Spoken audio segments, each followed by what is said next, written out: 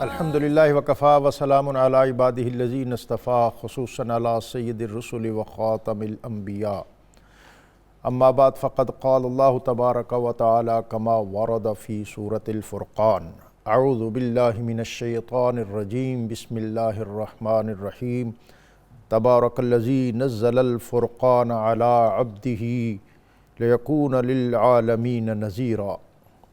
بڑی ہی خیر و برکت والی ہے وہ ذات جس نے اتارا ہے الفرقان اپنے محبوب بندے پر تاکہ وہ بن جائے سارے جہان والوں کو غضب الہی سے ڈرانے والا۔ صدق اللہ العظیم۔ لفظ لفظ نور اور حرف حرف روشنی سے آراستہ نور قرآن کے ساتھ طاہر بخاری آپ سے مخاطب ہے۔ ناظرین، آج سورہ فرقان کے جلو میں ہم 19ویں پارے میں داخل ہو رہے ہیں اور انشاءاللہ سورۃ الشعراء اور سورۃ النمل کے مضامین سے بھی اکتساب فیض کریں گے۔ اور آج مکی صورتوں کا ایک اور گروپ جو 8 صورتوں پر مشتمل ہے، جو سورۃ الفرقان سے شروع ہو کر سورہ حامیم سجدہ تک جائے گا۔ اس سے قبل 14 صورتوں پر مشتمل ایک گروپ جو 11ویں پارے سے 18ویں پارے تک، اس کا ہم نے مطالعہ کیا۔ درمیان میں مدنی سورۃ النور، اس سے اکتساب فیض کیا، اور پھر آج اسی طرح یہ گروپ مکی صورتوں کا، اور اس کا اختتام سورہ احزاب اور سورۃ النور، ان کے مضامین میں اور اس کے ذوق میں بڑی مماثلت ہے۔ مکی صورتوں کا مزاج وہی جس کا ہم جائزہ لے رہے ہیں، اور آج جس سورۃ الفرقان جس کا آغاز اور ابتدائیہ اور سرنامہ کلام کے طور پر ایک آیت میں نے پڑھنے کی سعادت حاصل کی، تبارک الذی نزل الفرقان علی عبدہ۔ اقبال نے کہا کہ عبد دیگر عبدہ چیز دیگر۔ قرآن پاک میں 3 مقامات ایسے ہیں جہاں اللہ رب العزت نے اپنے پیارے حبیب کو عبدہ، اپنا بندہ کہہ کر اعزاز اور افتخار عطا کیا۔ اس سے قبل سورہ بنی اسرائیل میں سبحان الذی اسری بعبدہ لیلا من المسجد الحرام الی المسجد الاقصی، اور پھر سورہ کہف جس میں الحمدللہ الذی انزل علی عبدہ الکتاب۔ اور اقبال نے کہا تھا کہ عبد اور چیز ہے اور عبدہ اور چیز ہے۔ عبد وہ ہوتا ہے جس کی بعض اوقات ساری زندگی ہی انتظار میں گزر جاتی ہے، اور عبدہ وہ ہوتا ہے جو حتیم میں چادر تانے محو استراحت ہو اور ساری کائنات اس کے استقبال کے لیے سراپا انتظار بن کے کھڑی ہو۔ اور اقبال نے کہا کہ عبدہ دہرست ابرہ عبدہ، کہ عبدہ وہ ہے جو وجہ تخلیق کائنات ہے، جس کے سبب یہ کائنات کی ساری بھوک المونیاں انسانیت کو عطا ہوئی ہیں، اور جہاں جہاں رنگ ہے، روشنی ہے، نور ہے، وہاں وہاں اس عبدہ کی عطایات اور عنایات ہمیں نظر آتی ہیں۔ اور اس نے کہا تھا کہ ہر کجا بینی جہان رنگ و بو، آنکھ از خاکش بروئے دارزو، یاز نور مصطفیٰ اورا بہاست، یا خنوز اندر تلاش مصطفیٰست۔ وہاں وہاں نظر ہوئی، وہاں وہاں سحر ہوئی، جہاں جہاں گزر ہوا۔ اور اس کے ساتھ ایک اور جو آج کی تینوں صورتوں کے اندر ایک سگنیفیکنس اور ایک امتیاز ہے کہ قرآن پاک کا اعجاز اور اس کا امتیاز اور اس کا تخصص اور اس کی فصاحت و بلاغت کا تذکرہ ہے کہ تبارک الذی نزل الفرقان۔ اور اس کے ساتھ جو دوسری صورت ہے سورۃ شعراء، طاسین میم تلک آیات الکتاب المبین، کہ یہ آیتیں ہیں روشن کتاب کی۔ اور جو سورہ نمل تلک آیات القرآن و کتاب مبین ہدی و بشریٰ للمؤمنین، یہ آیتیں ہیں قرآن حکیم اور روشن کتاب کی۔ یہ سراپا ہدایت اور خوشخبری ہے ایمان والوں کے لیے۔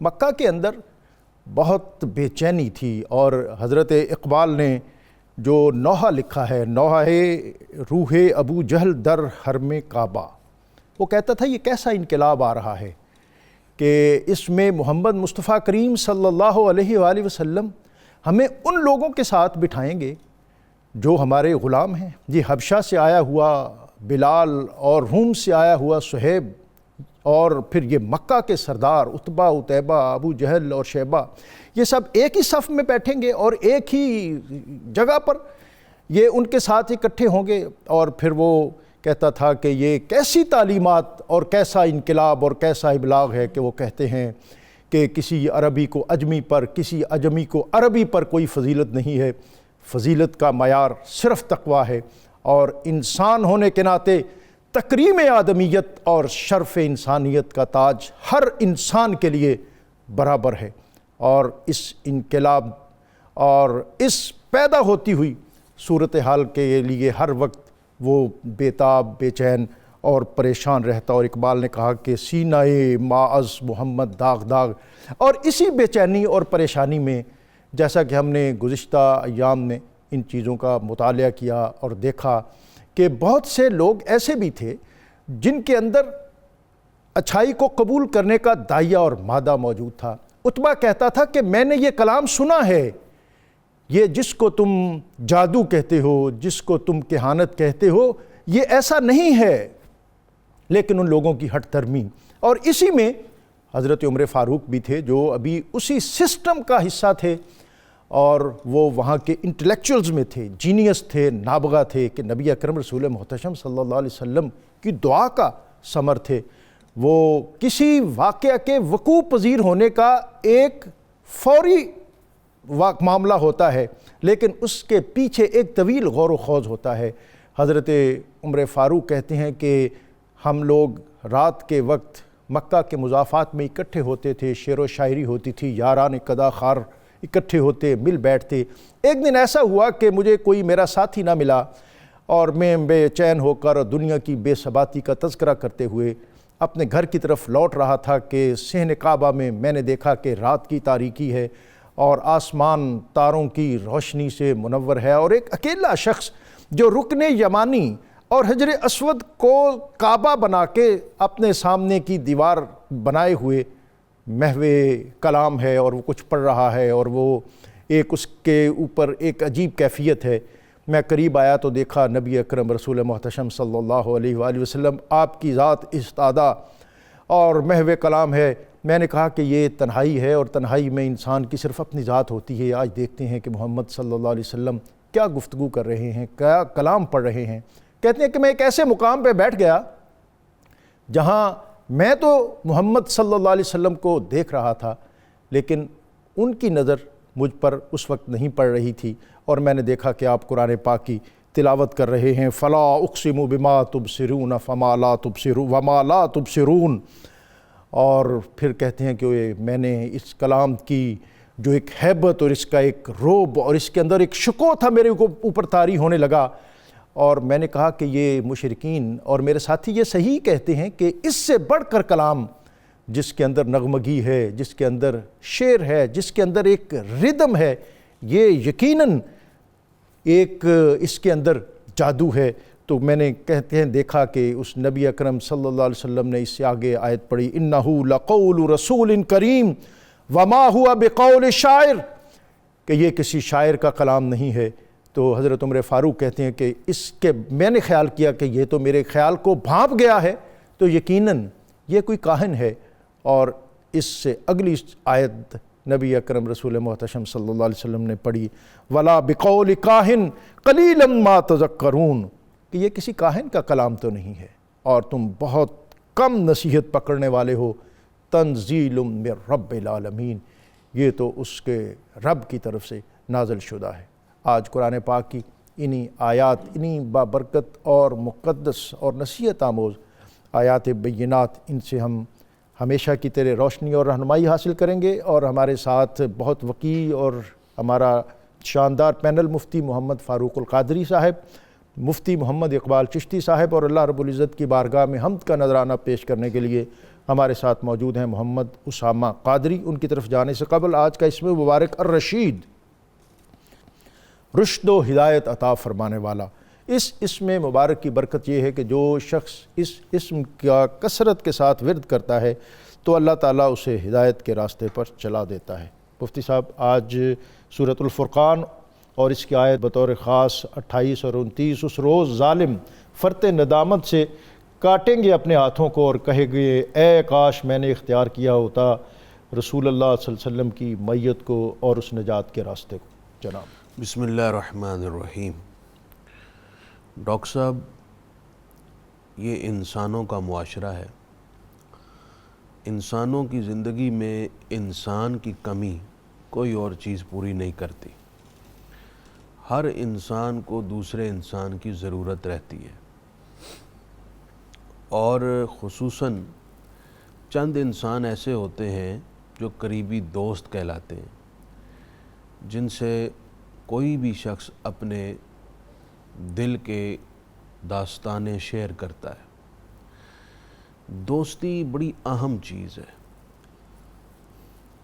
بڑا ہی فقیر اور غریب اور محتاج وہ ہوتا ہے جس کا کوئی مخلص اچھا دوست نہ ہو، لیکن اس کے ساتھ ساتھ جس کا برا دوست ہو، جس کا کوئی گمراہ دوست ہو، کوئی ایسا شخص دوست ہو جس کا ظاہر باطن برائی سے آلودہ ہے، تو ایسی دوستی بہت خطرناک ہوتی ہے۔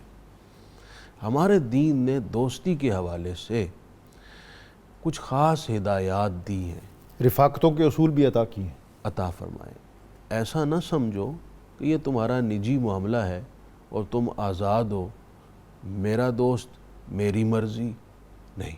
قرآن نے اس پر ہدایات دی ہیں۔ سبحان اللہ۔ جو آیت آپ نے اب پڑھی ہے، آیت نمبر 27، 28، پھر آگے 29 بھی، پھر اسی طرح کا حکم سورہ زخرف میں بھی ہے۔ ہوا یوں کہ عقبہ بن معیط ایک شخص تھا جس نے دربار رسالت سے متاثر ہو کر اسلام قبول کر لیا۔ حضور علیہ السلام کی خدمت میں آتا، بیٹھتا، متاثر ہوا، اور یہ رفاقتیں چل پڑی۔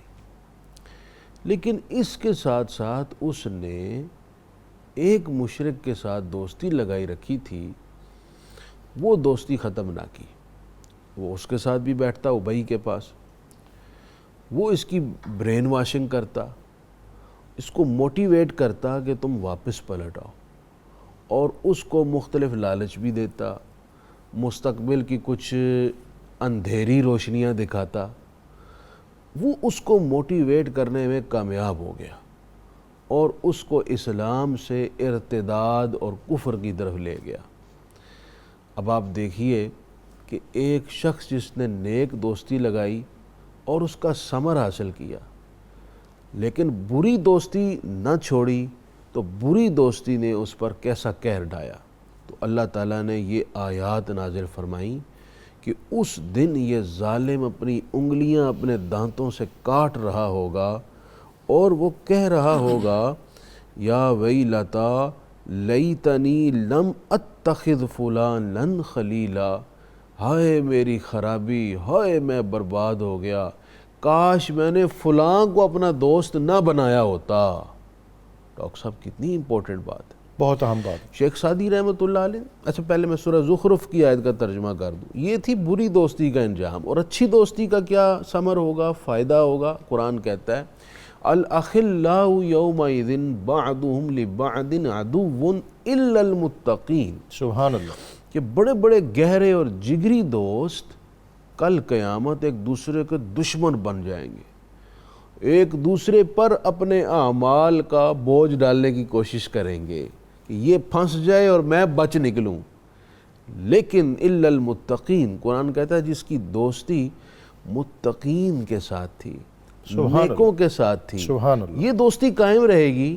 اور ترمذی میں حدیث ہے کہ نیک جنت میں جا کر کہیں گے مالک ہماری درخواست ہے، وہ جو دوست ہمارے ساتھ نماز پڑھتے تھے، روزے رکھتے تھے، تسبیحات پڑھتے تھے، مجالس لگاتے تھے تیرے ذکر کی، وہ اپنے کچھ عملوں کی وجہ سے دوزخ چلے گئے ہیں، میرے اللہ تو ان کو بھی نکال۔ تو اللہ انہیں فرمائے گا اذهبوا فاخرجوا من عرفتم منه، تم جاؤ دوزخ کے دہانے پر، جو تمہارا دوست اس کے اندر ہے اس کو ساتھ نکالو اور اس کو بھی جنت میں لے جاؤ۔ سبحان اللہ۔ شیخ سعدی رحمۃ اللہ علیہ فرماتے ہیں کہ میں نے مٹی سے خوشبو سونگھی تو پوچھا کہ تو مٹی یہ خوشبو کیوں آ رہی ہے؟ واہ، تو مٹی کہنے لگی من گلے ناچیز بودم، آہا، میں تو ناچیز مٹی ہوں، مجھ میں تو کوئی خوشبو نہیں ہے، لیکن ایک وجہ یہ ہے کہ میری ہو گئی خوشبو کے ساتھ دوستی، جمال ہم نشیں در من اثر کرد، وگرنہ من ہما خاکم کے ہستم، میرے ہم نشیں، میرے رفیق، میرے بہترین دوست کی ہم نشینی کا اثر یہ ہوا کہ اس کی صحبت سے اس کی خوشبو میری بھی ذات میں پیدا ہو گئی۔ سبحان اللہ۔ میں ایک جملہ بس کہنا چاہوں گا، ماں باپ کی جہاں یہ ذمہ داری ہے کہ اولاد کو تعلیم دیں، اولاد کو رزق کھلائیں، اولاد کو بہترین سہولیات دیں، وہاں پیرنٹس کی موسٹ امپورٹنٹ ان کی رسپانسبلٹی یہ بھی ہے کہ اپنے بچوں کی سوسائٹی، ان کی صحبت، ان کی یاریوں پر بھی نظر رکھیں، کیونکہ یہ جو ساری آپ نعمتیں دے رہے ہیں اس کا فائدہ اس صورت میں ہوگا جب آپ کی اولاد راہ راست پہ ہوگی۔ مفتی صاحب، آیت 53، قدرت الہی کا شاہکار میٹھا اور کھاری سمندر ایک ساتھ، وَهُوَ الَّذِي مَرَجَ الْبَحْرَيْنِ۔ بسم اللہ الرحمن الرحیم۔ بہت خوبصورت بات ہو رہی تھی دوستی کے حوالے سے۔ نبی اکرم صلی اللہ علیہ وسلم کا ارشاد گرامی ہے، المرء علی دین خلیلہ، جو کسی کے دوست کا دین ہوتا ہے آدمی کا بھی وہی ہو جاتا ہے۔ فَلْيَنْظُرْ إِلَىٰ مَنْ يُخَالِلُ، اس لیے دوستی لگانے سے پہلے اسے چیک کر لے کہ وہ کس مذہب سے تعلق رکھتا ہے، اس کی کیفیت کیا ہے۔ ہمارے ہاں یہ رواج ہے جی، نظریہ ہر کسی کا اپنا اپنا، تعلقات بنانے سے کیا ہوتا ہے؟ اگر رسول اللہ علیہ السلام اس تعلقات بنانے میں خطرہ محسوس نہ فرماتے تو اپنی امت کو کیوں ہدایت کرتے؟ وہ ایک اور بھی ہمارے ہاں ضرب المثل ہے جی، دھرم ڈالوں تڑا پیارا، کہ جو جہاں ہم ہیں وہ چیز ہمارے لیے زیادہ اہم ہے، نظریہ کوئی اس طرح اہمیت نہیں جی، ہمارا تو دھڑا ایک ہی ہے، جو رسول اللہ کا ہے ہم اس کے ہیں، جو رسول اللہ کا نہیں ہے ہم اس کے نہیں ہیں۔ اب یا تو نبی سے وفا کر لو یا پھر سارے جگ سے وفا کر لو۔ رسول اللہ علیہ السلام نے منع فرمایا، اس لیے دوستیاں دیکھ کے رکھنی چاہیے، اور یہ بڑے ظلم کی بات ہے۔ قرآن مجید نے واضح طور پر کہا ہے کہ وہ مومن ہو ہی نہیں سکتا جو خدا رسول کے دشمنوں سے محبت کرتا ہے، اس لیے اس دوستی کے معیار کو رکھنا چاہیے۔ اور اگر اس دوستی میں ہم یہ ذکر نہ کریں تو یقیناً پھر یہ موضوع ادھورا رہ جاتا ہے۔ نبی پاک علیہ السلام کے صحابہ کا کتنا عظیم مقدر تھا، جن کو رب نے چنائی نبی کی دوستی اور سنگت کے لیے تھا۔ تو ہمیں یہ، اور پھر دیکھیے سنگت کے آداب اور دوستی کے آداب دیکھیے، اگر میرے پاک نبی کی ان پر شفقت کی کوئی حد نہیں تو صحابہ کی بھی حضور کے لیے قربانی کی کوئی حد نہیں۔ پھر دوست صرف مفاد پرستی نہیں ہوتا۔ اور آخری بات اس پر میں یہ عرض کروں گا، یہ آپس میں پیار محبت یہ اتنا بڑی چیز ہے کہ حدیث قدسی ہے، وجبت محبتی للمتحابین فیہ، جب دو بندے آپس میں محبت کرتے ہیں اللہ کی رضا کے لیے اور ان کی دوستی میں لالچ نہیں ہوتی تو اللہ فرماتا ہے ان دونوں کو میں اپنا محبوب بنا لیتا ہوں۔ تو خدا جن سے پیار کرتا ہے ان کی دنیا بھی سنور جاتی ہے، آخرت بھی سنور جاتی ہے۔ اس کا مطلب یہ ہے دوست نیک ہو، نیت بھی دوستی میں نیک ہو تو یہ دوستی بندے کے دونوں جہانوں کو سنوار دیتی ہے۔ ابھی جو آپ نے آیت کریمہ کا ذکر کیا ہے وہ میں پہلے بھی کہہ رہا تھا کہ خدا کی قدرت بار بار بیان ہوئی ہے، اور میں یہ سمجھتا ہوں کہ رسول اللہ علیہ السلام سب سے بڑی دلیل ہیں اللہ تبارک و تعالیٰ کی، اور سب سے بڑی دلیل ہے دین کی صداقت کی، کیونکہ مشرکین مکہ میں آ کر رہے، وہیں پلے بڑھے، اور ان سب کو اس بات پہ پکا یقین تھا کہ زبان رسالت نے کبھی جھوٹ نہیں بولا۔ جس کی صداقت کو ابو جہل تنہائی میں بھی کہتا تھا ہم رسول مانے یا نہ مانے، لیکن محمد کی زبان سے کبھی جھوٹ جاری نہیں ہوا۔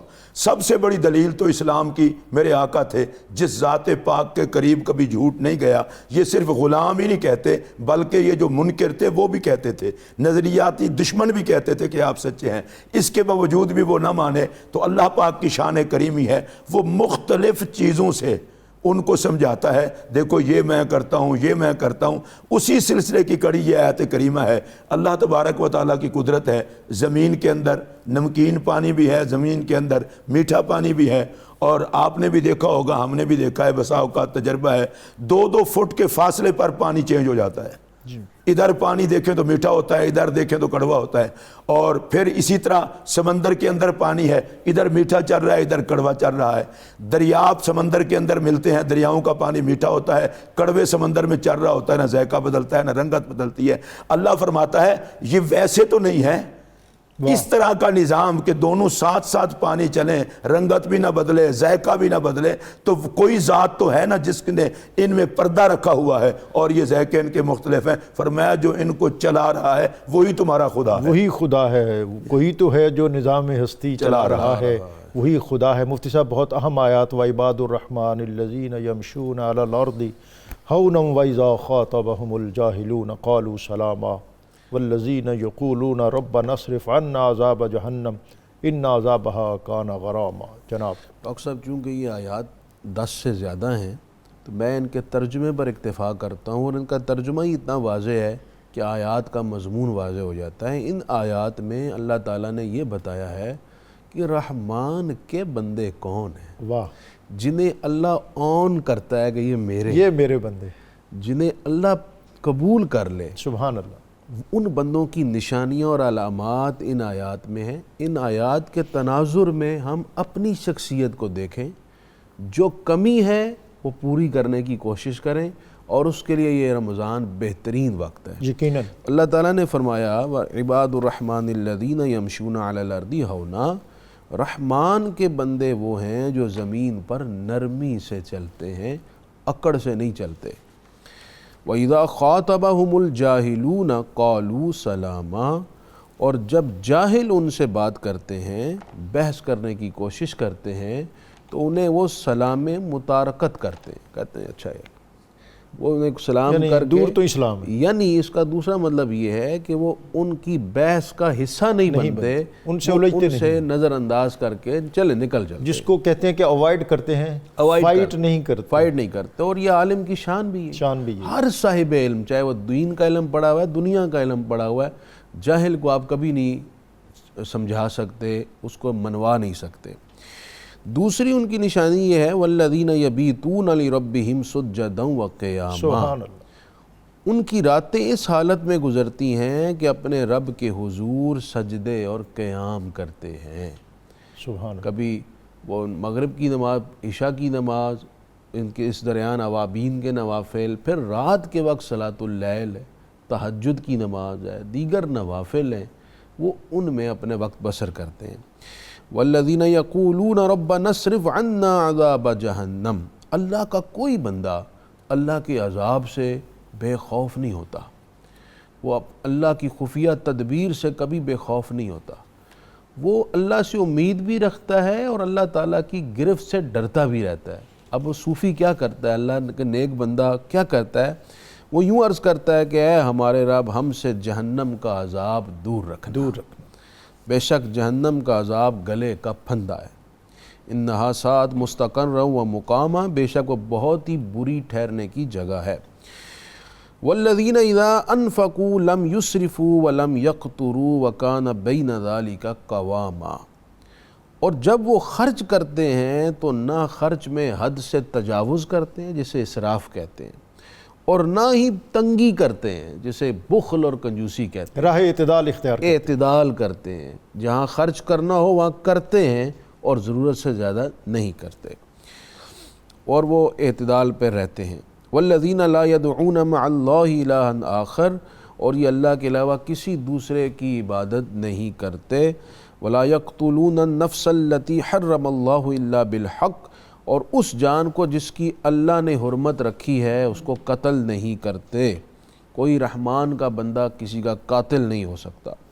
ولا یزنون، نہ وہ بدکاری کرتے ہیں۔ ومن یفعل ذلک یلقى اثاما، اور جو یہ کام کرے وہ سزا پائے گا۔ یضاعف لہ العذاب یوم القیامہ ویخلد فیہ مہانا، اور ان کا عذاب قیامت کے دن بڑھایا جائے گا اور وہ ذلت کے ساتھ رہے گا۔ مگر وہ شخص جس نے توبہ کی، ایمان لایا، نیک عمل کیے، اللہ تعالیٰ اس کے گناہوں کو بھی نیکیوں میں بدل دے گا۔ سبحان اللہ۔ وکان اللہ غفور الرحیم، اللہ بخشنے والا مہربان ہے۔ کتنا قریب ہے جی، سبحان اللہ۔ صرف معاف ہی نہیں کرتا، سارے گناہ بھی نیکیوں میں تبدیل کر دیتا ہے۔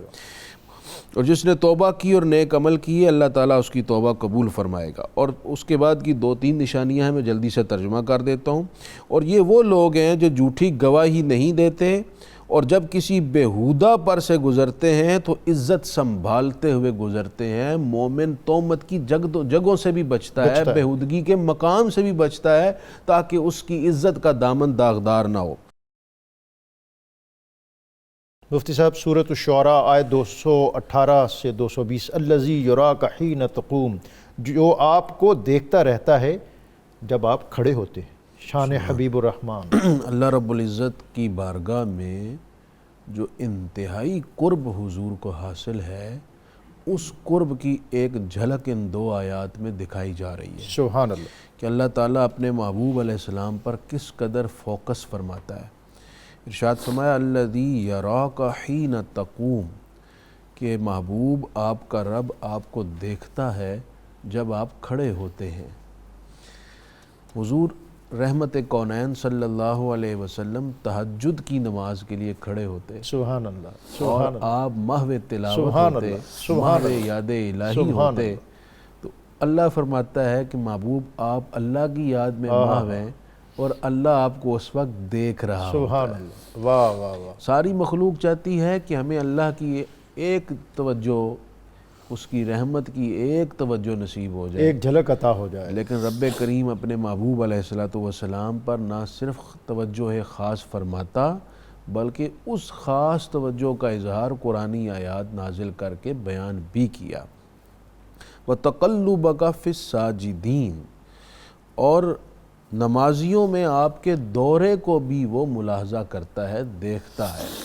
اب اس آیت کے دو تین معنی ہیں۔ ایک معنی یہ ہے کہ حضور رحمت کونین صلی اللہ علیہ وسلم جب نماز پڑھاتے تو آپ کے ساتھ مقتدی صحابہ کرام شریک ہوتے، تو آپ ان کی طرف نماز میں توجہ فرماتے۔ اسی لیے وہ صحیح بخاری میں ہے کہ حضور علیہ السلام نے فرمایا کہ واللہ ما یخفى علی رکوعکم ولا خشوعکم، مجھے اللہ کی عزت کی قسم، اے میرے صحابہ، دوران نماز جو آپ کے دل کی کیفیت ہوتی ہے وہ مجھ سے مخفی نہیں ہوتی۔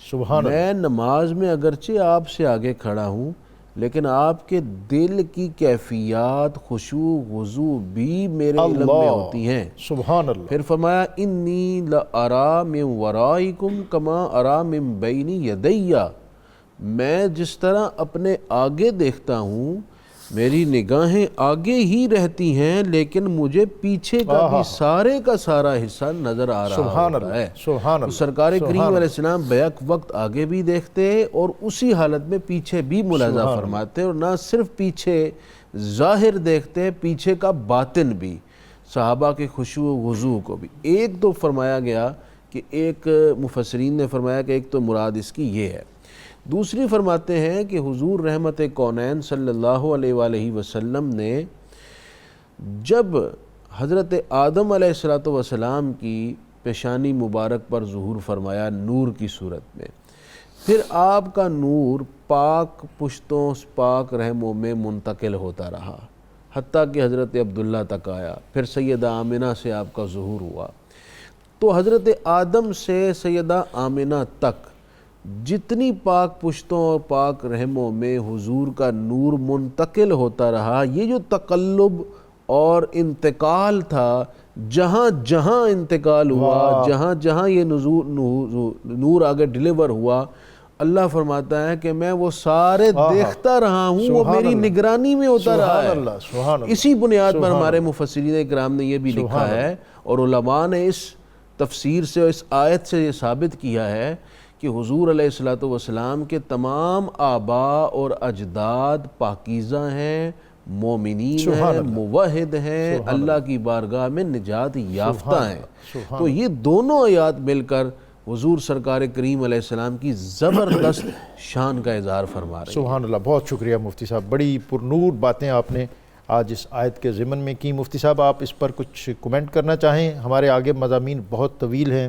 طوالت کے متقاضی ہیں، لیکن آپ ان کو سمیٹیں گے۔ سورہ نمل ہے اور اس کی آیت 18 سے 29 تک جو چونٹیوں کا واقعہ ہے، چونٹیوں گھس جاؤ اپنے بلوں میں۔ حضرت سیدنا سلیمان علیہ نبینا علیہ السلام اپنے لشکر کے ساتھ تشریف لے جا رہے تھے، تو چونٹی نے دوسری چونٹیوں کو کہا، ان کی ملکہ نے، بلوں میں گھس جاؤ کہیں جناب سلیمان کا لشکر تمہیں روند نہ ڈالے۔ تو حضرت سیدنا سلیمان علیہ السلام نے چیونٹی کی اس گفتگو کو سماعت فرما لیا، اور یہ 3 میل کے فاصلے پر ابھی تھے کہ اس گفتگو کو سماعت فرما لیا۔ میں اس حوالے سے غلط فہمی کا ازالہ کرنا چاہتا ہوں۔ بعض جاہل لوگ کہتے ہیں جو دور سے سننا خدا کی صفت ہے، پتہ نہیں یہ لوگوں نے عقیدے گھڑ کہاں سے لیے ہیں۔ تو 3 میل کے فاصلے سے جناب سلیمان سن رہے ہیں، وہ بندہ خدا ہے، رسول خدا ہیں، اللہ کے نبی ہیں، وہ خدا نہیں ہیں۔ تو یہ کہنا بالکل غلط بات ہے۔ اللہ جن کو سنوائے وہ سن سکتے ہیں۔ اچھا، چونٹی کی آواز ایک غیر محسوس ہوتی ہے، اس غیر محسوس آواز کو اللہ کے نبی نے سن لیا، اس کا مطلب یہ نبی کی قوت سماعت کو اپنی قوت سماعت پر قیاس نہیں کرنا چاہیے۔ رسول اللہ علیہ السلام کا ارشاد گرامی ہے، جب کوئی بندہ اللہ کی بارگاہ میں درخواست کرتا ہے، یا اللہ مجھے جہنم سے بچا لے، جہنم سے بچا لے، جہنم سے بچا لے، 3 مرتبہ درخواست کرتا ہے، تو جہنم اس بندے کی آواز کو سن کر کے اللہ کی بارگاہ میں عرض کرتی ہے، یا اللہ اس کو مجھ سے بچا لے۔ اب جہنم 7 زمینوں کے نیچے ہے، بندہ یہاں کہہ رہا ہے اور جہنم نے سن لیا۔ نبی پاک علیہ السلام کا ارشاد گرامی ہے، جب کوئی عورت اپنے خامن سے الجھتی ہے تو جنت کی حور کہتی ہے، او خدا کی بندی اس سے نہ الجھ، یہ تھوڑے دن کا تیرا مہمان ہے۔ اب جنت میں حور، 7ویں آسمان سے اوپر جنت ہے، زمین پہ عورت الجھے تو حور وہاں سن لیتی ہے۔ حور کا یہ مقام ہے تو میرے نبی کا کیا مقام ہوگا؟ اور نبی پاک علیہ السلام نے ارشاد فرمایا، میں والدہ کے پیٹ میں تھا، لو پہ قلم چلتا تھا اور میں قلم کی آواز کو سنتا تھا۔ تو یہ شانیں اللہ کریم نے عطا کی ہیں۔ ہمارے اندر ایک بات پھیلا دی گئی ہے، جی آپ نبی کا کمال مانیں گے تو شرک ہو جائے گا، ولی کا مانیں گے تو شرک ہو جائے گا۔ اللہ کی قسم شرک نہیں ہوتا، ان کا ذاتی نہ مانو، خدا کا دیا ہوا مان لو۔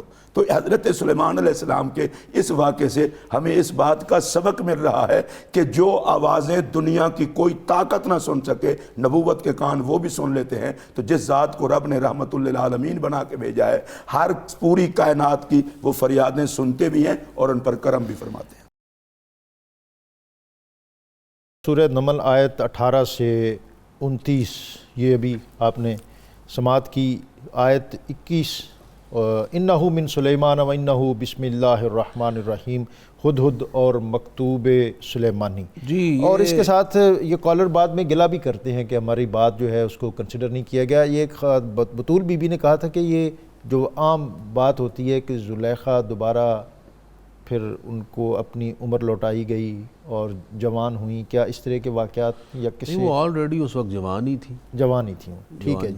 اور یہ جام پور سے سلیم صاحب نے پوچھا تھا کہ ہمارے مؤذن جو ہیں انہوں نے روزہ نہیں رکھنا تھا، لیکن انہوں نے اذان سے قبل جب سحری بند کروائی تو دعا خود بھی پڑھی اور اناؤنس کرنے کی غرض سے پڑھی۔ ان کی اناؤنسمنٹ پہ جتنے لوگوں نے روزہ بند کیا سب کا روزہ ٹھیک ہے، روزے پہ تو اس طرح کا کوئی حرج۔ اور انہوں نے جس بنیاد پر رخصت لی وہ ان کا اور اللہ کا معاملہ، وہ ان کا اللہ کا معاملہ ہے۔ یہ اب موضوع جو آپ آیات پڑھ رہے ہیں یہ ہدہد کا ایک واقعہ ہے۔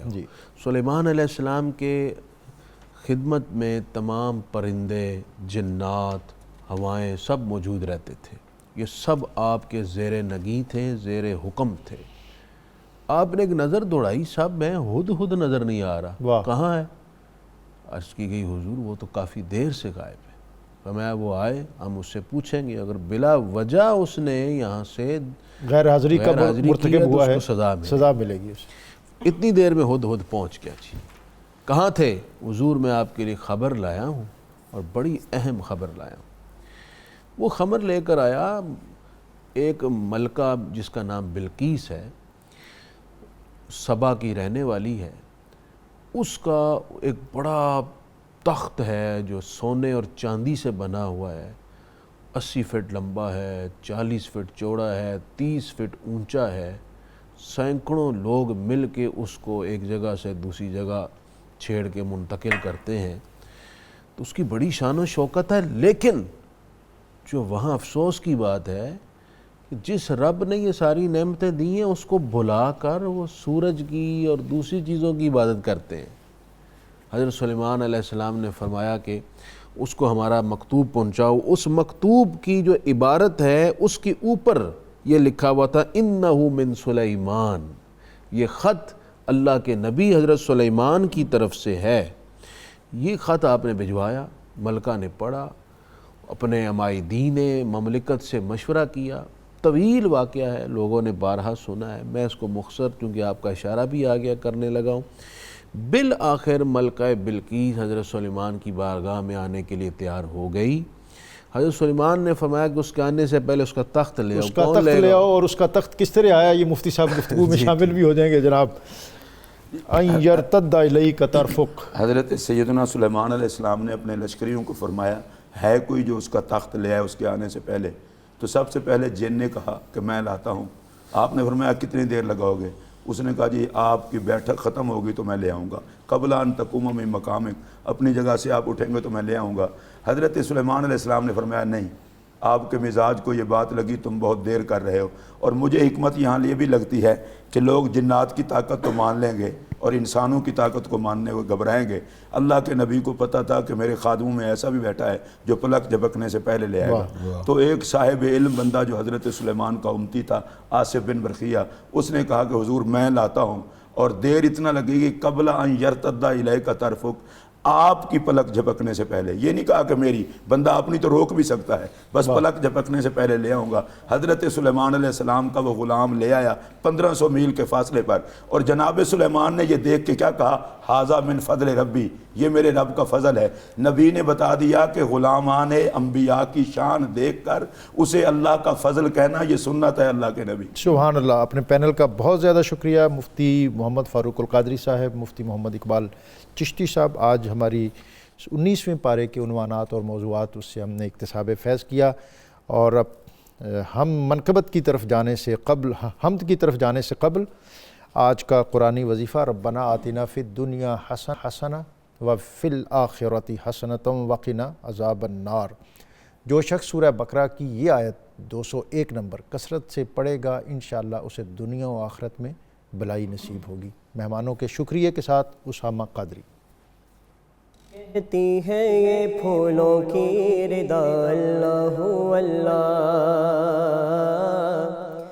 کہتی ہے یہ پھولوں کی ردا اللہ اللہ، کہتی ہے یہ پھولوں کی ردا اللہ اللہ، اللہ اللہ اللہ اللہ یا اللہ اللہ اللہ اللہ اللہ، کہتی ہے یہ پھولوں کی ردا اللہ اللہ، اشجار کے پتوں نے کہا اللہ اللہ اللہ اللہ اللہ اللہ یا اللہ اللہ اللہ اللہ اللہ، بادل نے آسماں پہ لکھا اللہ اللہ، بادل نے آسماں پہ لکھا اللہ اللہ، بادل نے آسماں پہ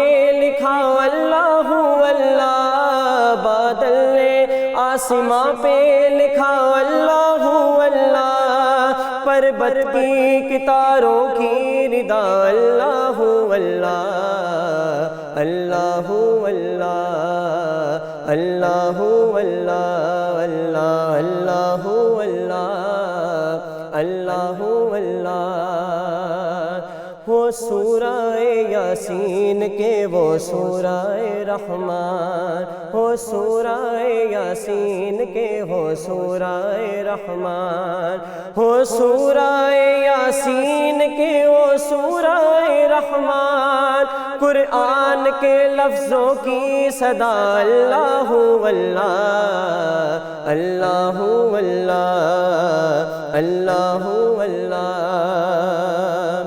خوشبو کرن اجالے دھنک اور کہکشاں، خوشبو کرن اجالے دھنک اور کہکشاں، خوشبو کرن اجالے دھنک اور کہکشاں، ذاکر ہے تیرے ارض و سما اللہ اللہ اللہ اللہ اللہ اللہ، کرتا ہے ثنا تیری برستا ہوا پانی، کرتا ہے ثنا تیری برستا ہوا پانی، کرتا ہے ثنا تیری برستا ہوا پانی، دریا بھی ہے مصروف ثنا اللہ اللہ اللہ اللہ اللہ اللہ یا اللہ اللہ اللہ اللہ۔